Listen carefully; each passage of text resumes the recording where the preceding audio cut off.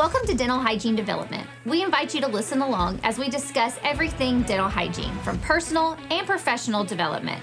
My name's Autumn. And I'm Paige, and we're just two best friends discussing what we love to do. Grab your favorite Diet Coke, Diet Dr. Pepper, maybe a glass of wine, and join us as we discuss anything dental hygiene. Hey guys, welcome back to Dental Hygiene Development. We're so glad you're back with us on June. Yes. Wow. It's summertime already. Oh my gosh, yes. The weather is telling us because it's getting hot. Yeah, I know. You can't tell it. I need to be out more. Oh my gosh. Laying in the sun. Me too. I think I'm the palest human on the planet. I know. It's a good thing for self-tanner. Yeah, that's right. But I hope you guys have been listening in the past couple of months, and we're so glad you're back with us today. I think today we're going to talk about something that's really like near and dear to mine and Paige both. Oh, yeah. I think the older you get as a hygienist or just in life, you start to realize these things are like super important. Absolutely. And I mean, we're not even that old, but we're old enough. Some days I feel really old. Yeah, me too. So it's like, this stuff is like, you are speaking my language. Right. So today we're going to talk about self-care and mental health care, basically for yourself.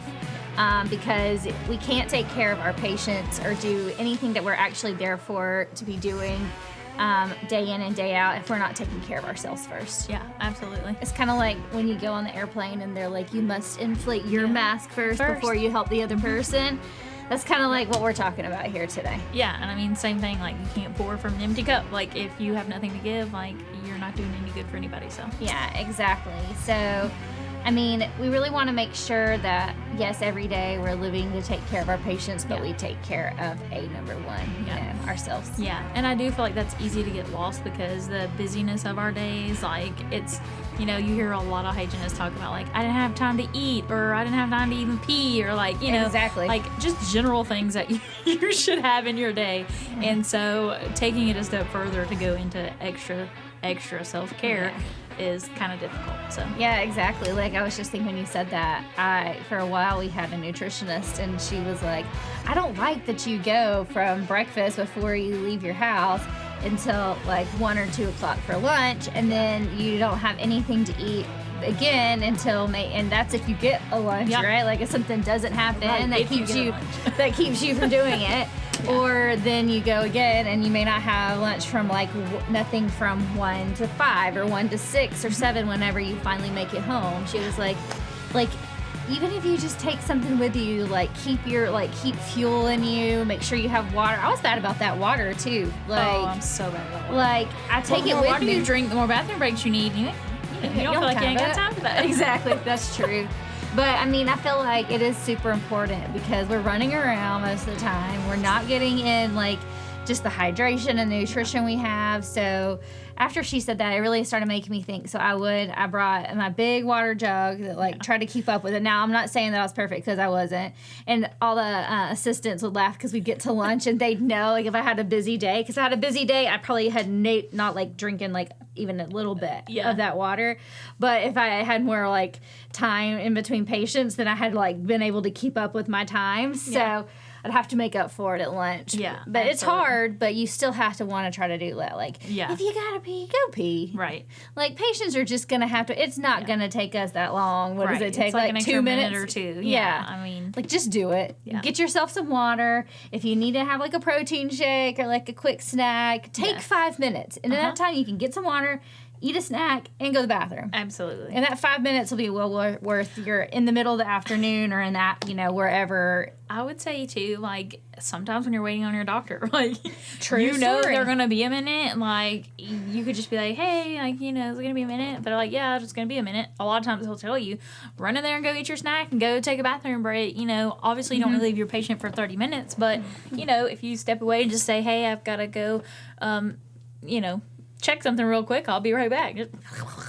Yeah, I mean, heck, you could tell your patient, give me just a second, I'll be right back. You don't even have to tell me we're going to the bathroom, but I just need to get a quick drink of water. They're going to be okay. And they'll be like, oh, yeah, honey, go get you something to drink, Yeah.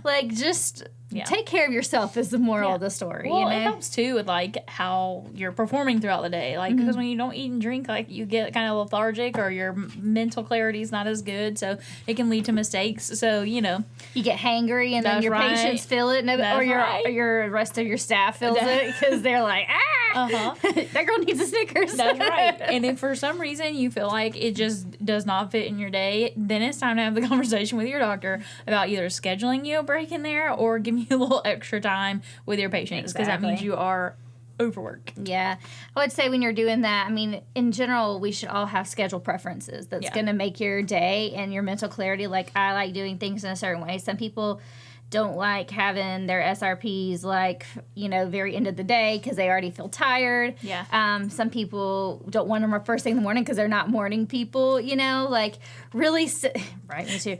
Really setting like schedule preferences so you run in your best work all day. Yeah. And if you explain it to your doctor, like I say, with anything, if you explain the why behind it, they're more likely to jump on board. So if you just tell your doctor or your office manager, whoever is in charge of like scheduling, being like, I really want to make sure my patients are getting the best care they can, that I'm running on time, I'm doing all these things. I need this long for an appointment. I need at least an hour, maybe an hour and 15 minutes if it's an exam appointment. Just saying I need this time so I don't get stressed out or burned out, so the patients are well taken care of, so I can have time to clean my room and go to the bathroom. Right. I mean, okay, let's bring this up too. Like, technically, when you're disinfecting your room, most sterilizers have that 2-minute working time, and you're supposed to be running through that cycle twice. So, maybe spray all your stuff down, go get you a drink of water, eat you a string cheese, come back, do your second wipe, and then go get your patient, Yeah, that's true. That's a good point. So there is little, things here and there, but I think when you come out of hygiene school especially, you're new. Yeah. You haven't been doing it the way you have. And so you may not feel confident enough to speak up. Yeah. And depending on your temperament or the, your Enneagram type that we talked about in the past, you may not feel comfortable having those conversations, but you really shouldn't feel bad about asking for something that's going to be good for your mental and physical health in the long run. Yeah, absolutely. I mean, because that impacts the whole team, like you said. If you're hangry, it's like mama ain't happy, nobody happy. Exactly. Same thing. Yeah. So schedule your day, and if you have to, if you know that you're going to have an extra busy day, we all have those, and they're going to be that way.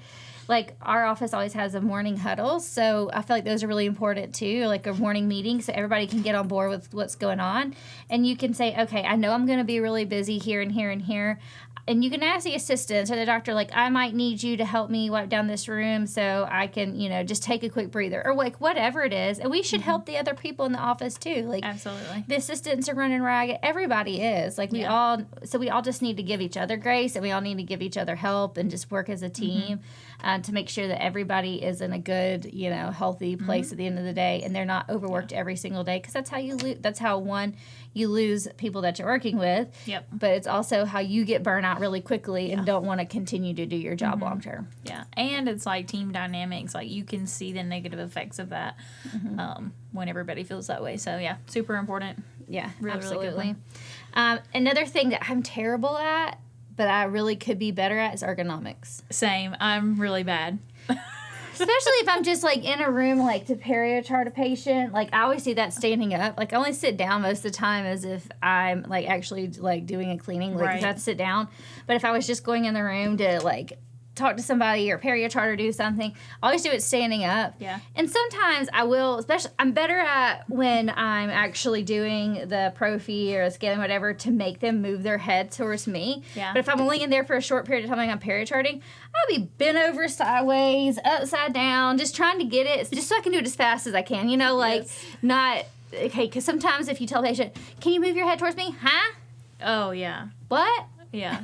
They never hear you, and then we should probably get into this in the next one. Yeah. One of the next ones we're gonna do. But then they move like literally 1 millimeter, and you're like, oh, that was really helpful. Or they go all the way over this way to this side of the chair. Yes, they and move in the chair, and then they look. And you're like, no, I meant just I always say, you're about to fall off the headrest. Can you come back to me?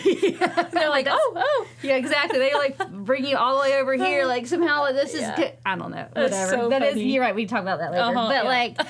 But at the same time, like, we need to ask our patients to do things. I feel like when I was fresh out of school, I knew all of those things, but I was, like, intimidated to ask. I felt like it was inconveniencing the patient. Now I'm just like, why did I ever think that? Like, this is so helpful. And it's really beneficial for them, too, because you can see better and you can reach those areas a lot more efficiently. Yeah. And you're way less likely to, like, stab them in the gums or something, you know, because you can actually see. But, yeah, I'm bad about that, too, because I feel like, I don't know, I always feel like my mirror is just not good enough. And it drives me crazy. So, a lot of the times I catch myself hanging upside down. Like, I just forget about I'm like, use my mirror to retract or something, but like if I want to really see the lingual of something, I'm just like, okay, we're good there. But and I will say, I think I would have, there's some schools that do and some schools that don't. I wish that, just like it's mandatory for you to buy all your safety equipment and stuff in school, I really do wish they actually made it like mandatory that you had to get loops, because our program, they didn't, and at the end, we didn't get it till the end, and then you learned about it. But if we all learn, but some of the people that I've seen come out of school now, like, they have to get them, so they all got them, and they get some discount, and then you come out of school and you're already like using those things to help you long term. Whereas, like, I wasn't used to it, and then I eventually started using it all the time, because as you get older, you feel it more. But, like, when I was young, I would wear my loops, even if though I had them, and I would just be doing the things that I did before. And those are made to literally help your back, your sight, your eyes, like, all those things. And we're not utilizing them. So if you don't have some, get some. They really are awesome. There's a little bit of an adjustment period, like figuring out, like, you know, not poking the outside of their faces. You have to, like, learn, like, okay, look, get your instruments in and then work. But, I mean, once you get used to it, it's, like, hard to go back. And especially, like I was saying, like, the mirror and the lighting, a lot of the time that causes bad ergonomics, because let's face it, the overhead lights are just not great. They're not that great. But that LED light on your loops, I'm like, cannot encourage you enough to get one, because that's my favorite part, honestly. It's just the light, because it's so much better. You know, it was weird because I didn't get a light on mine, and then I was being cheap, and I didn't want to go out and spend the money. And we found a friend of mine that I was working with. She found a loop light that literally just attaches to your loop. It's not heavy at all, and it goes to a battery pack. $30 on Amazon. Get one. Now, I will say I did, and I went through quite a few, though, so I'll give you that heads up. But it was $30, so the fact that I was changing it every 6 months, that I paid, like, if you really don't want to spend a whole lot of money at once, $30 every 6 months is not bad. And it helps you a ton. So, absolutely. Especially if you're starting out, just go ahead and get them. And especially if you've been doing it a long time, just go ahead and bite the bullet and spend the money. Get them both together. You know, you can go to Hinman or any of the other conferences, and they normally have run deals for you. That's where I got mine, was at the Hinman. So just get them. Like, spend the money. It's going to, long term, we're all going to be moving better in life. And I will say, with, like, ergonomics, a good thing to remember is, like, good footwear is, like, you don't even essential. Think about that. And you don't even think about it, honestly. You don't, because we are sitting a lot of the day, but you are also getting up, running around, doing different things. And I feel like if you have good footwear, you're way more likely to leave your feet flat on the floor and that type of stuff versus, you know, rolling your ankles and, like, moving your legs around because you're uncomfortable in your positioning. So, that's a good idea. I have these insoles. I think we may have talked about it on one of our favorite things episodes, but those insoles, I mean, I literally I always put them in everything that I, like, all of my work shoes, and they come in and they come out, and I'm on my feet all day, because long term, you're right, it's going to make a huge difference. And your back. Absolutely. Well, to go along with that too is, I think we forget about our clinical chair. You know, there are settings on there in school, you know, you're not actually supposed to be sitting, like, flat, you know, like perpendicular to each other. Your actual behind cushion is supposed to be angled down a little bit. And, you know, you're supposed to have the back portion to be supporting your lower back. And I think a lot of us forget to actually adjust that to our own needs. Like, you literally just see a chair there and you just sit down. You know, the height of it and all of that. Like, there's appropriate ways to do it. And if you're not familiar with it, look it up. I'm sure online there's plenty of ways to tell you. You can take full CE courses on ergonomics. Oh, yeah. But I think people forget about it. I know I do. Like, especially since I've been temping, I never adjust my chair. And some days I'm like, God, my back hurts so bad. And then other days I'm like, it doesn't bother me at all. And I'm sure it matters. Yeah, I'm sure it does too. And like that part, or if you sit back on your chair, like, or you sit forward and you're like your feet, like if you're tall enough, like I'm short, so I can't have a really tall chair, or my feet are not going to be flat on the ground and be able to be be there. So. Well, I would say what happened to me was I used to have like a regular traditional clinical chair, and then I started working in an office that had just a saddle chair was there. There wasn't an option, and I thought that I would not like the saddle chair, and I noticed a huge difference in my lower back pain with the saddle chair because you're actually using more of your leg muscles in the saddle chair versus putting the pressure on your back.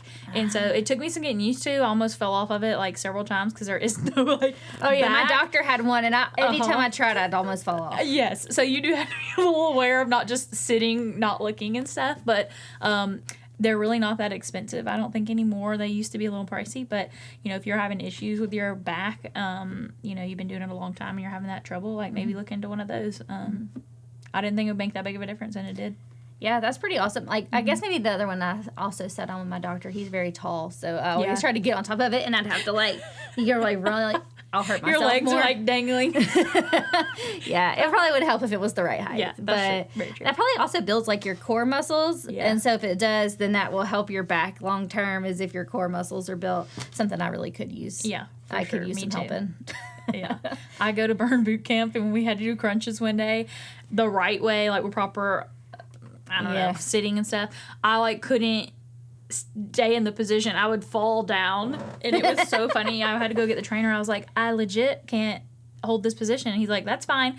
Just hold it and fall back, and then hold it and fall back. He's like, eventually you'll be able to do it. But I was like, this is so lame. How am I so out of shape? I have no ab muscles. And I'm sure now after pregnancy it's probably 10 times worse. But I was cracking up the whole time. Yeah, so that's probably a good way to help build it. Absolutely. Yeah. Get you some good And abs. then, of course, you know, when you do have a sore back and all these things, there's things you can do to, like, take care of yourself.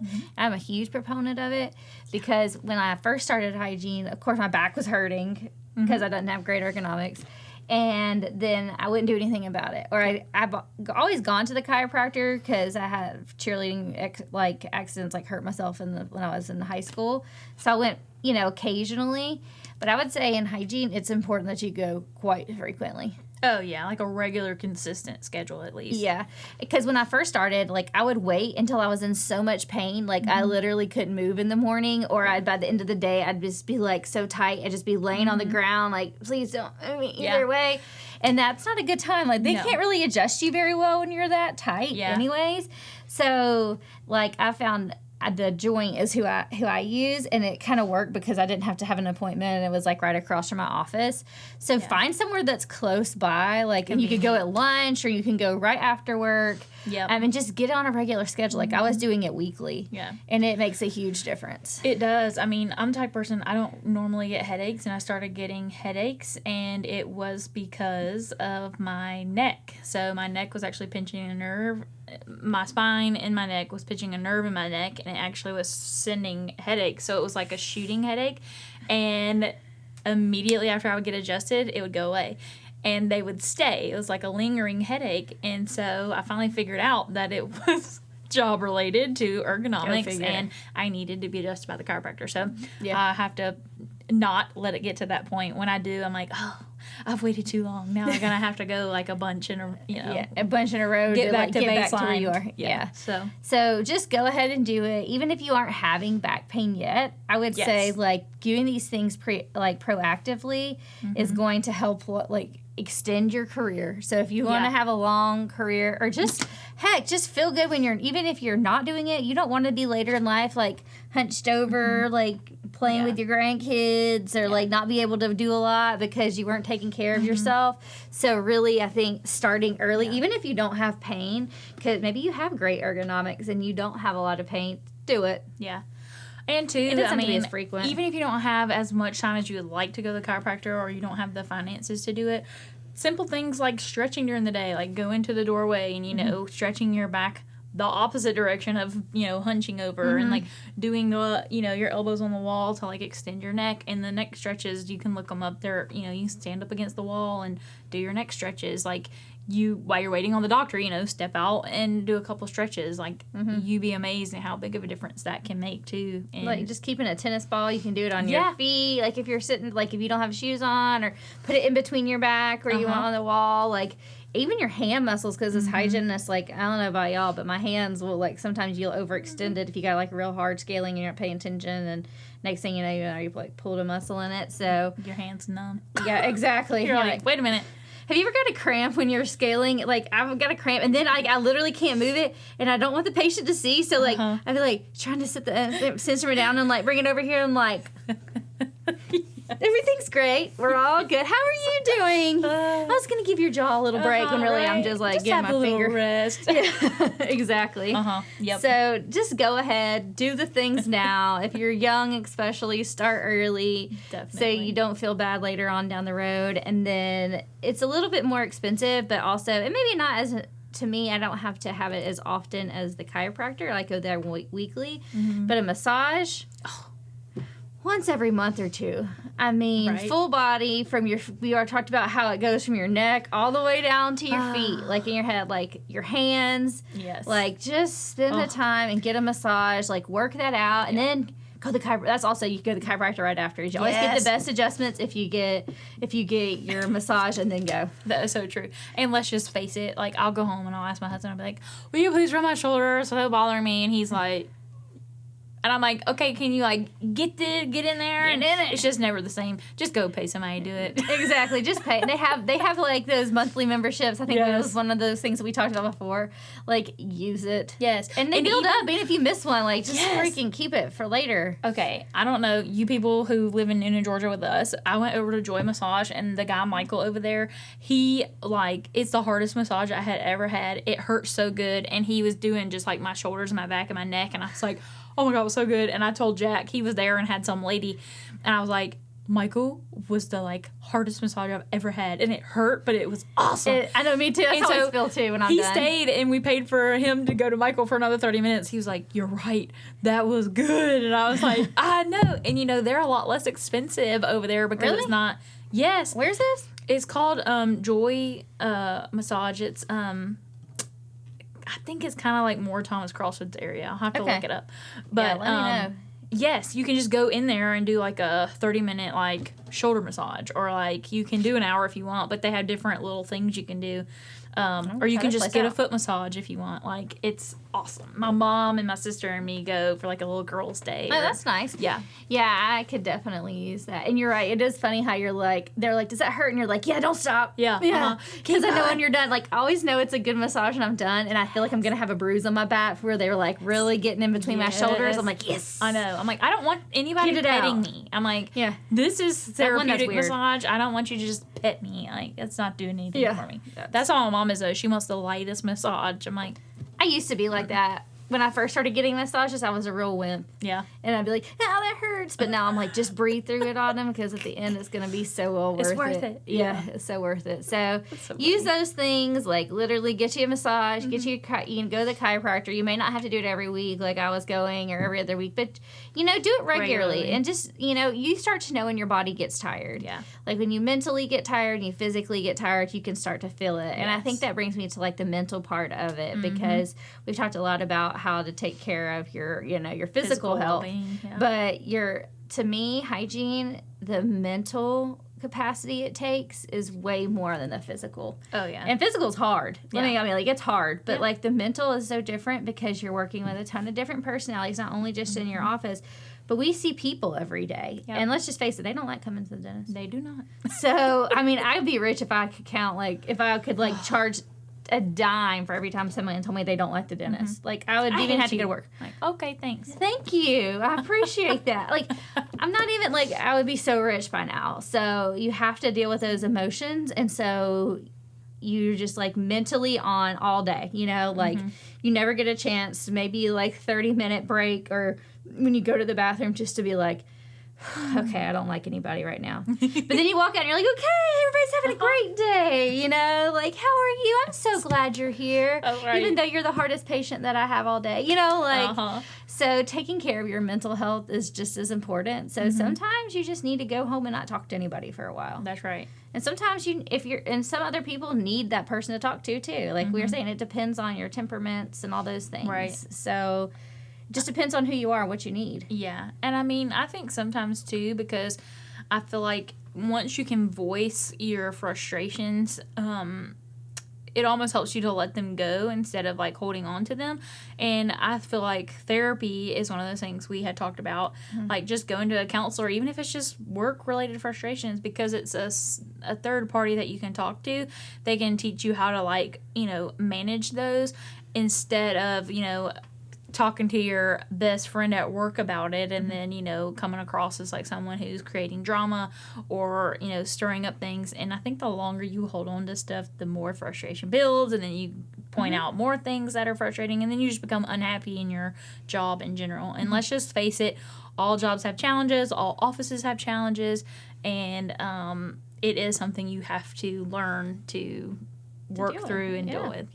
Yeah, and don't be afraid. Like, everybody thinks therapy is, like, a big, bad, like, word, and it's not. Like, I have been to therapy in the past, and it's just someone to listen to you. Absolutely. Like, they're non-biased. They don't have to... They just listen to you talk, and then they can give you ways to cope with things that you're doing that nobody else would think of. And they're also coming from outside of a situation, so if you are having issues in the office, they might be able to, like, point you in the right... Like, they're going to be able to point you in the right direction of things. Absolutely. So... Don't be afraid. Don't think it's a big, bad therapy word. Take care of your mental health. Like, it is a real thing. Oh, it's so real, especially in the dental field. Yes, and don't be ashamed if there's medications that need to go with it. Like, mental health is no different than diabetes, than, you know, than heart disease. Like, if you have a condition and you need to treat it. It's a chemical imbalance in your brain. Like, take care of yourself. Yeah. So... Don't be ashamed, and I promise you, most of the people next to you are probably taking something for it, too, to be honest. Oh, absolutely. Yeah. Well, it kind of all circles together if you think about it. You're not eating appropriately during the day. You're not drinking water throughout the day. You're emotionally stressed. You're physically stressed, and you're not taking care of all these things. You're going to wind up in a bad state. Like, you know, you're going to feel depressed. You're going to feel depleted. You're going to feel like you maybe don't want to do tomorrow because of all these things. So sometimes the therapy is kind of a first step, and then you get on your medications, and then you start to feel good enough to start taking better care of yourself physically, and then all of that can get you back to a good baseline. And then you could maybe scale back on some of that, but you have to take the appropriate steps. Like, when you know you're not yourself, it's totally fine. It happens to all of us. Yep. You know, go and take care of it. Yeah. So be glad you did. And then I think lastly, you just want to find friends. Like, it's great having my best friend as, like, not just like my work partner, but also somebody who does the same thing I do every day. And we can talk about it, and I can talk to Chad about it all day, and he'll listen to me, and like, he knows everybody at work by name too, you know, if he's never met him. He'll be like, who is that? And, oh yeah, you know, because you talk it out. But it's just different when you talk to somebody who does this thing every day, the same thing you do. So find you a mentor, find you a friend, find you another hygienist that you can just, like, if you have a bad day, you can tell them what's going on, and they can just listen and be like, you know what? I understand. And sometimes you just be like, yeah, she understands. Yeah. You just need somebody to say, yeah, I get that. Yeah. I mean, and I would say also, though, just like a word to the wise, like, be careful who you choose to be that person, because a lot of the times it's not a good idea to choose someone in your office. I feel like that happens a lot, you know, because they may be an awesome person and they may be a good friend, but because you do work together, sometimes it's not the best to, you know, release all your frustrations on them, because then it can kind of become a little, like, clicky, and, you know, people will start to feel that vibe. So I would say choose a confident person, like, outside of your particular office. Yeah, and even if they have the best intentions, they may, like, say something, and then it becomes drama in the office, and you were just really just venting, and then everybody takes this drama, and you've been gossiping about other people and talking about other people, and you don't mean for it to be that way, but it can come off that way. So I think it's really good, you know, pointing out that it probably should be somebody who's not in your office. Yeah. You know, while hygiene is a big world, it's also very small, so there's plenty of people around you who... are doing it that aren't in your office. Yeah. So, and if you don't have one, honestly, like if you're new to an area or you just like new to hygiene and you really don't feel like you know that many people, then there's so many like Facebook groups and things, like you can find people on there. Right. And sometimes people go in there and like they share things and do stuff on those, there's other places to find somebody. It may not be someone that you're like going to go out to coffee with, but it may be someone that you can talk through. Like you can put a situation on a Facebook Messenger group and like talk to people about it. Right. So just, take care of yourself, mentally and physically take care of yourself. Yeah. And then I had like one last note as far as that mentorship goes. When I think of a mentor, I think of like a positive, encouraging person who can help you deal with those challenges. Don't let yourself fall into the trap of someone who's also in that same kind of downward place, and then y'all feed off of each other's negativity, and it takes you down to a more negative area. If you're feeling in a negative place, try to confide in someone who maybe has been through that but has come through it and it's in a better place, so they can walk you through it and out of it. A lot of the times if you start feeding on that negativity, then you wind up in that bad place for way too long and you kind of get bitter, and it's just not good for anybody. So just be cautious of that. I mean, obviously it's great to vent and obviously you can understand, but you just have to be careful in the balance of that scale. That you're venting, but you're not having a bad attitude and bringing yourself further down by doing it. Yeah, absolutely. I agree. Those are all good points. Look at us. I know. Woo-hoo. Awesome. So smart. Okay, guys. Well, thank you for joining us again. It was, as you can tell, self and mental health care, so important to Paige and I. So if you don't have somebody that you feel like you can talk to, if you don't feel like you've been hygiene a long time, or maybe you have, and you just don't feel like you have confidence people to talk to, or, something that we said, you're like, you know what? She was right. I'm not taking my care of myself, or, I have a lot of things I just need to probably talk to about and not somebody in my office. Like, I know Paige and I both, we're here for you. And I know we have a bunch of people that want to be that way too. So just, let us know, reach out to us privately. We're not going to share any of your personal information on our page. But we want you to, like we've always said, we want you to be involved in dental hygiene development. We want you to post and like and comment on all of our things. But if it's something private and you just need some support, don't feel ashamed to reach out to us on that. We are not going, like I said, we're not going to share your personal stuff. Well, and you can reach out to us separately or together, either way. I will say, as an Enneagram 8 and an Enneagram 2, I feel like we both thrive in that. I'm a helper. That's literally the title of my Enneagram 2 is the helper. Yeah. But you also, as an Enneagram 8, you are really big about growth. Yeah. And so I think we want you guys to know that we're not just two people on the other side of the screen. We are real human beings, and we are here for you and to support you, in your career. So we probably at least both been through something. Absolutely. That you're going through. Reach out to us, and like she said, it can be, private and just personal between us. But we are here to help you. So yeah, absolutely. Well, thank you guys. We hope to see you or for you to listen to us again on the 15th. Have a great day. Thanks. Bye.